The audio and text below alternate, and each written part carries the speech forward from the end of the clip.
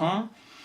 Pas mal de critiques aussi, notamment de la part de la Cour des comptes, qui a dit finalement on a un système qui est piloté par la recette et non pas par la dépense. C'est-à-dire le CNC ne dit pas voilà ce dont j'ai besoin pour aider le cinéma français, mais voilà les recettes que j'ai et voilà comment je vais les employer. Ce qui est une critique évidemment assez sévère et qui mérite réflexion. Alors, néanmoins, il y avait une manne importante qui a été estimée pratiquement à 150 millions d'euros de surplus. La question était de savoir comment les utiliser. Alors, le Parlement a tranché en disant ces 150 millions d'euros, compte tenu du contexte budgétaire, des besoins de l'État, y compris dans des domaines bien autres que celui de la culture, on va les ponctionner à l'établissement public et les reverser au budget de l'État. Ce qui est évidemment une démarche vertueuse en principe de politique publique, pas forcément en politique culturelle, mais en politique publique.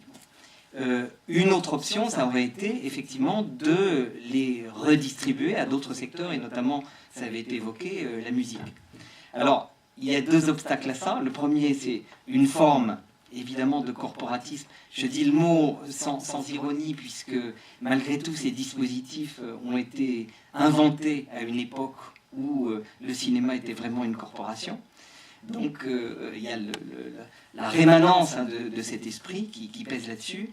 Mais il y a une autre raison, alors qui est beaucoup plus perverse et qui nous renvoie à un autre débat, que vous avez bien évoqué d'ailleurs tout à l'heure, et Françoise, vous l'avez dit aussi, c'est que l'ensemble de ces systèmes, aujourd'hui, sont obligatoirement notifiés à la Commission européenne, qui les surveille très étroitement, et qui les surveille à rythme régulier, c'est-à-dire que on a des politiques culturelles qui sont censées offrir une sorte de sécurité au secteur, ou de moins affirmer un soutien public, y compris au sens moral du terme.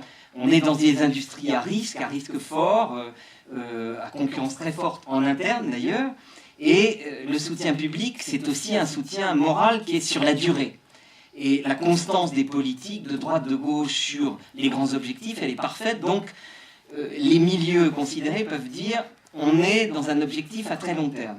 Mais ce qui bouscule cette belle harmonie, c'est quand même les conditions politiques de contrôle de ces dispositifs par la Commission européenne qui remettent en question perpétuellement les acquis. Et en ce qui concerne les aides publiques, c'est tous les 5 ans.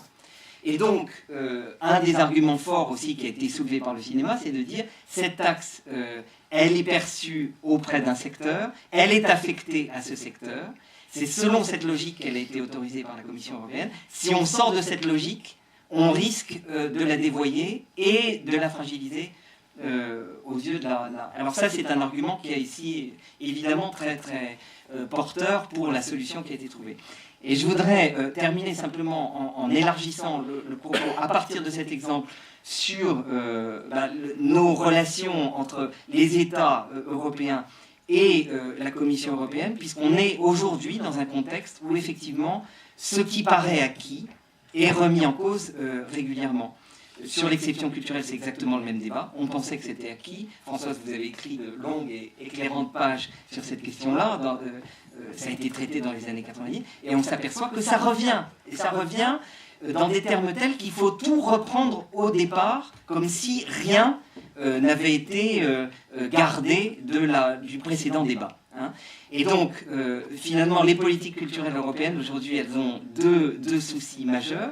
L'évolution technologique d'un côté, et de l'autre, des décisions politiques de l'Union européenne qui, se cachant derrière quand même le principe de la subsidiarité qui consiste à dire les politiques culturelles sont parfaitement libres et c'est le pouvoir régalien des États, néanmoins intervient très fortement dans ces politiques à travers la régulation de la concurrence, la fiscalité, le commerce international, qui sont les 3 domaines sur lesquels aujourd'hui nos politiques culturelles sont quand même très fortement menacées. Voilà. Merci beaucoup pour cet éclairage. Bon, on va peut-être conclure parce que je vois que le temps est passé. Peut-être un mot de conclusion. Donc, pour faire un vœu, pendant le Festival de Cannes, côté marché du film, pas côté paillettes, côté paillettes aussi d'ailleurs, on voit quand même le cinéma du monde devant nous. Et il y a toute une partie du monde qui ne voit pas son cinéma, donc il le voit dans des conditions très difficiles, alors qu'il est montré dans les festivals. Donc j'espère que ça pourrait évoluer, et notamment grâce à l'action du ministère des Affaires étrangères, à la fois politique et culturelle. Voilà, donc merci pour cette table ronde, et on va passer au reste du programme de la journée.